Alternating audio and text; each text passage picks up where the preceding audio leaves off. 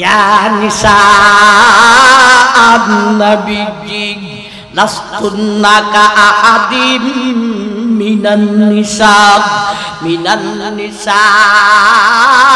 ইনিত্তাকাইতুন্না ফালা তাখুদানা বিল কওলি ফায়াতমাআল্লাযী ফী কলবিহি মারাদ ওয়া কুলনা কওলাম মারুফা। আল্লাহ আয়াত আসিয়া গেছে। এ আমার হাবিব, তোমার বেগমের কাছে বেগানা পুরুষরা আছেন, আমার উমর সহ্য করতে পারলাম।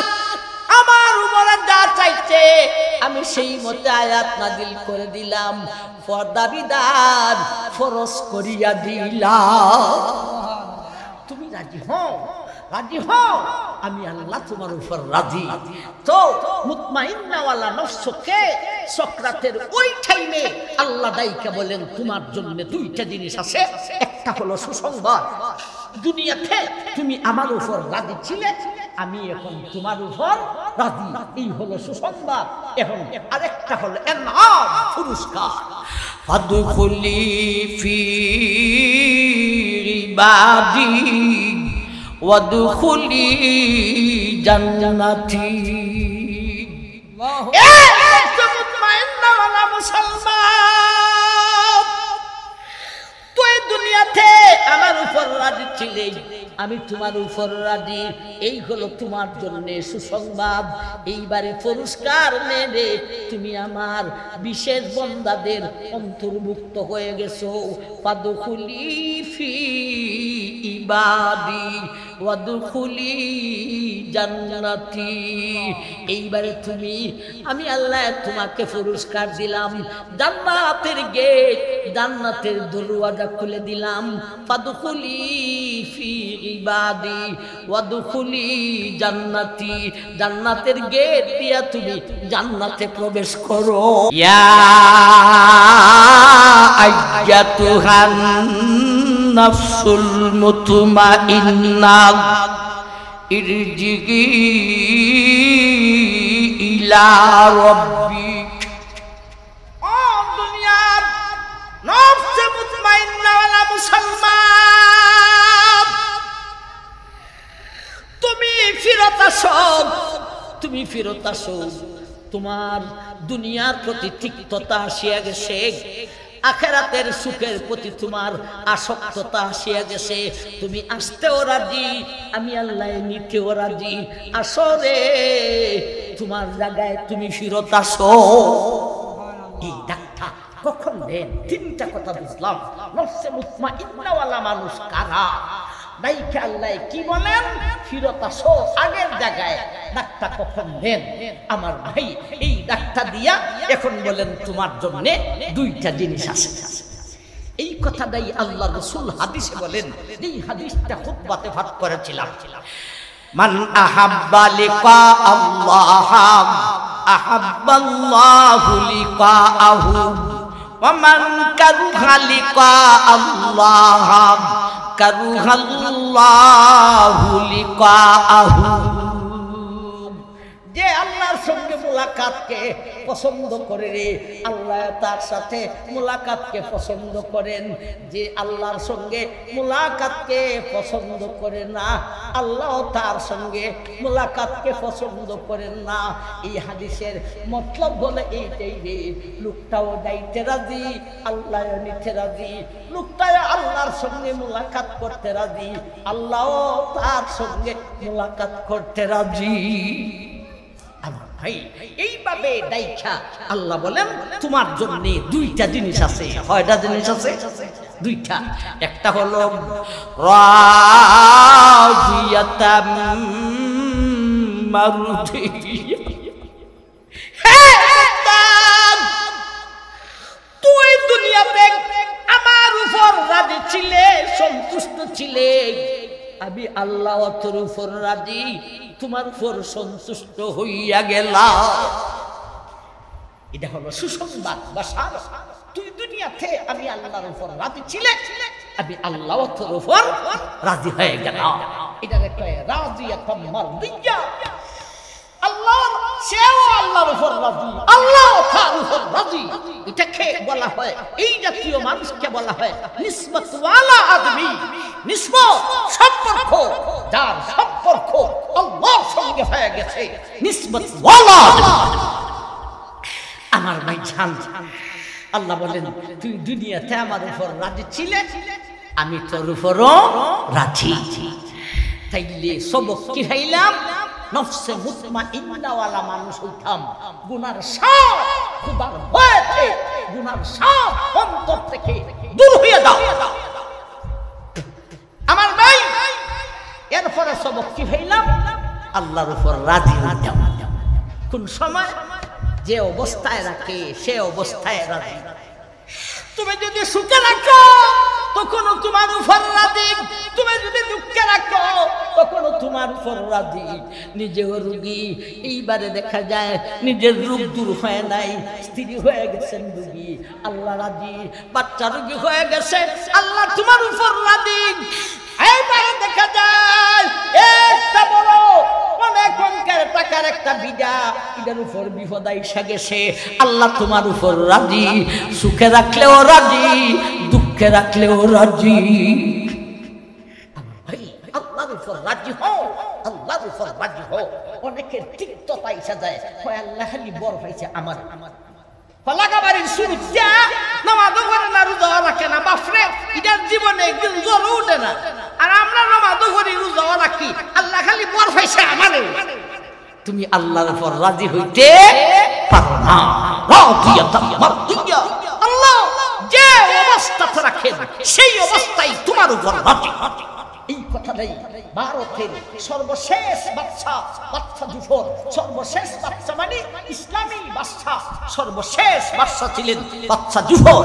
বাদশা জুফরে ওনার ছন্দতে বলেছিলেন, नाती हाल के जब हमें अपना खबर रहे देखते आवरों की आई बहुनर। जफर आदमी उसको ना जानिएगा, वो कैसा ही साहिबे फहमो का, जिसे आश में याद खुदा ना रखी, जिसे तैश में खौफ खुदा ना रहा। কত সুন্দর কথা। नाती हाल के जब हमें अपना खबर रहे देखते अवरों की आई बहुनर। তিনি বলেন যে নিজের খবর রাখে না, নিজের কি দোষ আছে এই চিন্তা করে না, অন্য মানুষের খালি দোষ তালাশ কইরা হাঁটে। নিজের দোষ আগে তালাশ করো। আরে আমার কি গুনাহ আছে, আমার মধ্যে কি দোষ আছে, নিজের দোষ যে দেখে না সে ওই অন্যের দোষ তালাশ কইরা কইরা বাহির করে। এজন্য কেউ যদি আপনার কাছে আরেকজনের বদনাম করে বলবেন সাবধান মেয়ে, আরেকজনের বদনাম করেন, তোমার অবস্থা ঠিক যাবে। ঠিক আমার ভাইজান এটাই বলেন, नाती हाल की जब हमें अपना खबर रहे देखते औरों की आई बहुनर। এরপরে বলেন, जब आदमी उसको ना जानिएगा, वो हो कैसा ही साहिबे फहमो का, जिसे आइश में याद खुदा ना रही, जिसे तैश में खौफ खुदा ना रहा। যে সুখে আল্লাহকে স্মরণ করে না আর যে দুঃখে ফুইরা আল্লাহকে ভয় করে না, সে যত বড়ই জ্ঞানী হোক। বাদশা জুফর বলেন আসলে লোকটা জ্ঞানী না। সর্ব অবস্থায় আল্লাহর উপর রাজি, আল্লাহর উপর রাজি, আল্লাহর উপর রাজি। আল্লাহ ওই টাইমে ডাকতে বলেন, তুই সিনে আমার উপর রাজি নে সুসংবাদ, আমি আল্লাহ তোর উপরে রাজি। আমার ভাই রাজি থাকো আল্লাহর উপরে। এক সাহাবী ছিলেন ইমরান ইবনুল হাসিন রাদিয়াল্লাহু তাআলা আনহু, ওনার এক বাজুতে একটা বিশাল, আমার ভাই বিশাল একটা ফুরা হচ্ছে, এটার কোনো চিকিৎসা নেই। একটা না 32 বছর পর্যন্ত তিনি করট ফিরাইতে পারেন না। 32 বছর পরে একদল সাহাবায়ে কেরাম ওনার কাছে গেলেন, যে দেখেন ওনার চেহারাটা যেন আনন্দে খুশিতে চেহারায় ভাসিয়া রয়েছে। বুঝলাম না 32 বছর যাবৎ করট ফিরাইতে পারেন না, আপনার চেহারা দিয়ে হাসি খুশি ভাব। তিনি বললেন, ও ভাইয়া দাদি, 32 বছর আমার আল্লাহর ইচ্ছা হলো আমি করট ফিরাইতাম না, আল্লাহর ইচ্ছার উপর আমি হইলাম রাজি, এজন্য কোনো টেনশন নাই, কোনো চিন্তা নাই, কোনো ভাবনা নাই, আল্লাহ যেমনে রাজি আমি তেমনি ওই রাজি। ভারতের এক বুজুর্গ ছিলেন হাকিম ফজল মোহাম্মদ হাকিম ইবনুল হাকিম, বিরাট বড় এক বুজুর্গ ছিলেন, যার সামনে এক শাইরে বলেছিলেন, জাহাদ তালাহাদ আশিকে রাসূলে কারীম হাকিম ফজল মোহাম্মদ হাকিম ইবনুল হাকিম।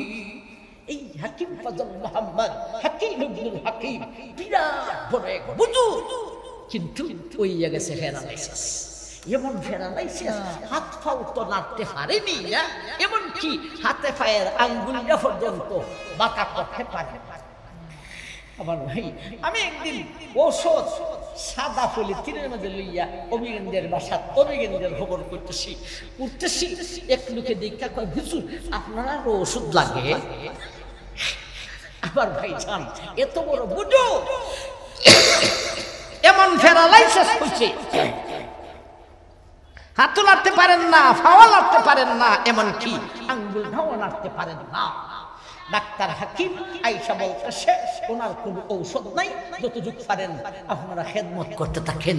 প্যারালাইসিস রোগী যদিও লড়তে পারে না, কিন্তু মানুষের কথাও শুনে বুঝেও। এখন আপনি আমার বেলায় যদি এইরকম কথা ডাক্তারে বলে আর আপনার কানে শুই না নাই, তাইলে আমরা অবস্থাটা কি হইব? কিন্তু এই লোকটা ঘুমাইয়া ঘুমাইয়া প্যারালাইসিস বেডের মধ্যে ফরিয়া ফরিয়া কয়, আল্লাহ রে আমার দেহ প্যারালাইসিস হয়েছে, আমার হাত নাড়তে পারি না, আমার পা নাড়তে পারি না, এতে আমার কি আসে যায়? এই দেহের মালিক তো আমি নয়, এই হাত পায়ের মালিক তো আমি নই, এই দেহের মালিক তুমি আল্লাহ, এই হাতের মালিক তুমি আল্লাহ, এই পায়ের মালিক তুমি আল্লাহ, এই দেহে এই হাতে এই পায়ে তুমি প্যারালাইসিস দিবে না সুস্থতা দিবে, এটা তোমার ব্যাপার, এটা তো আমার ব্যাপার নয়। আমার একখান ব্যাপার আছে, আল্লাহ রে আমারে তোমার নবীর আশিক বানাইয়া দিলা। ভাই প্যারালাইসিস ওয়ালা বেদা উল্টা আবার কত বড় দরখাস্ত, তোমারে আমারে তোমার নবীর আশিক বানাইয়া দিলা। একদিন ঘুমাইছে, ঘুমাইয়া স্বপ্নে দেখে আল্লাহ রাসূল সুবহানাল্লাহ, আল্লাহ রাসূল তার মাথার কাছে হাজির হয়ে গেছে। সুবহানাল্লাহ, আল্লাহ আমাদের তকদিরে আমাদের কপাল নসিব করিয়া দাও, আমাদের কপাল নসিব করিয়া দাও, নসিব করিয়া দাও। আমার ভাই স্বপ্নে দেখে আল্লাহ রাসূল তার মাথার মধ্যে হাত লাগাইছেন, অর্ধ শরীরের প্যারালাইসিস শেষ। এখন স্বপ্নে দেখতেছে আল্লাহ রাসূলের হাত মুবারক তার পায়ের দিকে দিতেছেন। ও ভাই পাও তো নাড়তে পারে না, আঙ্গুলও নাড়তে পারে না, অথচ ঘুমোথাইকেই বাস্তবে দুই পাও খেয়ে থাকতেছে আর বলতেছে, আল্লাহ রাসূল, আল্লাহ রাসূল আপনার মুবারক হাত আমি গুনাহগারের পায়ের মধ্যে লাগাইবেন না। কইয়া ওই ঘুম ভেঙে গেছে, ভাঙতি তাকাইয়া দেখে প্যারালাইসিস তো না, ওই প্যারালাইসিস হওয়ার আগে যতটুকু সুস্থ ছিল এর চাইতে আরো কয়েক গুণ বেশি সুস্থতা তার মধ্যে আসিয়া গেছে। সুবহানাল্লাহ, আল্লাহর উপর রাজি, আল্লাহর উপর রাজি, আল্লাহর উপর রাজি। আমার ভাই মুআফাকাতে উমর 10টা জায়গায় উমর আল্লাহর উপর এত রাজি ছিল। আমার কামালজি जिधर होती है खुदा का मर्जी उधर ही घूमती है उमर जाता अल्लाह मंजूर करी আল্লাহ ভাই পর্দার আয়াত নাযিল হওয়ার আগে সাহাবায়ে কেরাম নবীজির কাছে আসতে আম্মা জান নবীজির বিবিগণ বিশেষ করে আম্মা আয়েশা ছোট্ট বয়সের মানুষ সুন্দরী রূপসী পর্দার আয়াত আইছে না পর্দার বিধান আসছে না সাহাবায়ে কেরাম আসতেন নবীজির কাছে বসতেন আম্মা জানরাও সামনে আইতেন বসতেন লোকজনেরা দেখতো উমর বেটার হামুদ তুললো গুসা ঠিক তবে ঠিক এ বেটায় মনে মনে ছাপকিত করে যে কোনো বেটা এসে আমরা আম্মা জান ওহলকে দেখবো এটা কি সহ্য করতে পারি আমি উমর নিজের নিজে হয়ে করে গুসা আমার ভাই একদিন গুসা সমাজতে হচ্ছে না দেয়া নবীজির কাছে আল্লাহ রাসূল আম্মা জান হল বিশেষ করে আয়েশা সিদ্দিকা আম্মা জান হল রে বেগানা পুরুষে দেখে আমি উমর এটা সহ্য করতে পারি না নবীজি আমি সহ্য করতে পারি না আল্লাহ যদি পর্দার বিধান দিতেন ও ভাই এই কথা বলে উমর নবীর দরবার থেকে যাইতে ওখানে নাই সূরা আহজাবের 32 এবং 33 নম্বর আয়াত পর্দার আয়াত আসিয়া ইয়া নিসা আন-নবী লাস্তুন্না কা আহাদিম মিনান নিসা ইনিত্তাকাইতুন্না ফালা তাখুদানা বিল কওলি ফায়াতমাআল্লাযী ফী কলবিহি মারাদু ওয়া কুল্না কওলাম মারুফা আল্লাহ আয়াত আসিয়া গেছে এ আমার হাবিব তোমার বেগমের কাছে বেগানা পুরুষরা আছেন আমার উমর সহ্য করতে পারলাম আমার উমর যা চাইছে আমি সেই মতে আয়াত নাযিল করে দিলাম পর্দা বিধান ফরজ করিয়া দিলাম তুমি রাজি হও আমি আল্লাহ তোমার উপর রাজি তো মুতমাইন্না ওয়ালা নফসকে সক্রাতের ওই টাইমে আল্লাহ দাইকা বলেন তোমার জন্য দুইটা জিনিস আছে একটা হলো সুসংবাদ দুনিয়াতে তুমি আমার উপর রাজি ছিলে আমি এখন তোমার উপর রাজি এই হলো সুসংবাদ এখন আরেকটা হলো ইনাম পুরস্কার ফাদখুলি ফি ইবাদি ওয়াদখুলি জান্নাতি এ মুতমাইন্না ওয়ালা মুসলমান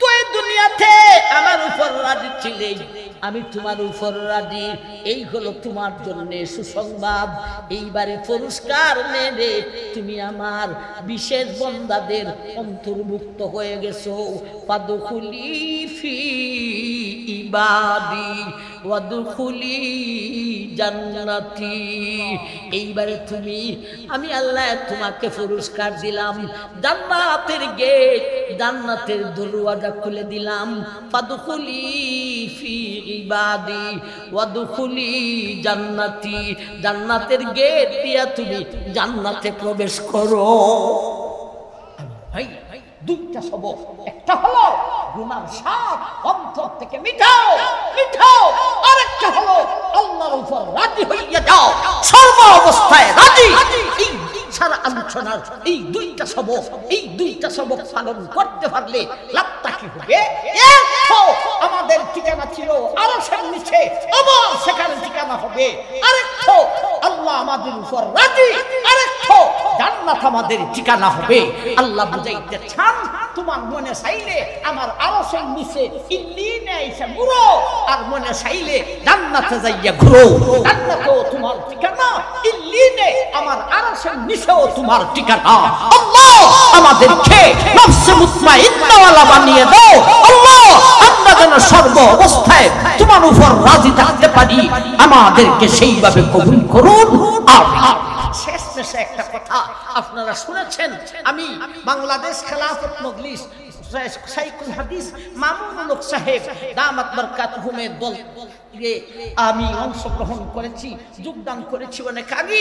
আমাদের হবিগঞ্জে 60টি আসনের মধ্যে শুধু 1 নম্বর আসন নবীগঞ্জ বাহুবলে বাংলাদেশ খেলাফত মজলিসের পক্ষ থেকে রিকশা মার্কা দিয়া নির্বাচন করার জন্য কেন্দ্র থেকে আমার নামটা ঘোষণা করা হয়েছে।